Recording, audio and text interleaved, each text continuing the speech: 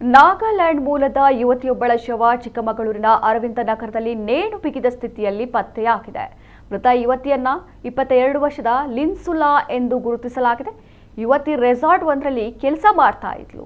2 ದಿನದ ಹಿಂದೆ ಕಿವಿಶೇಖ್ ನಿಬಿ ಎಂಬವರ ಜೊತೆ ಅರ್ಧ ಗಂಟೆ ಮಾತನಾಡಿದ್ದಳು ಎಂದು ತಿಳಿದು ಬಂದಿದೆ. ಯುವತಿ ಸಾವಿಗೂ ಮುನ್ನ ರಾಜೇಶ್ ಹಾಗೂ ತೇಜಸ್ ಎಂಬವರ ಹೆಸರನ್ನ ಡೈರಿಯಲ್ಲಿ ಬರೆದಿಟ್ಟಿದ್ದಾಳೆ. ಲಿನ್ಸುಲಾಳಿಗೆ ರಾಜೇಶ್ ಹಾಗೂ ತೇಜಸ್ ಮಾನಸಿಕವಾಗಿ ಹಿಂಸೆ ನೀಡ್ತಾ ಇದ್ರು. ಇದು ಲಶಿಲಾ ಇಂಜುಗರ್ ಎಂಬವರು ಬಸವನಹಳ್ಳಿ ಠಾಣೆಯಲ್ಲಿ ದೂರನ್ನು ದಾಖಲಿಸಿದ್ದಾರೆ. ಬಸವನಹಳ್ಳಿ ಠಾಣೆ ಪೊಲೀಸರು ಸ್ಥಳಕ್ಕೆ ಭೇಟಿ ನೀಡಿ ಪ್ರಕರಣ ದಾಖಲಿಸಿಕೊಂಡು ಪರಿಶೀಲನೆ ನಡೆಸಿದ್ದಾರೆ.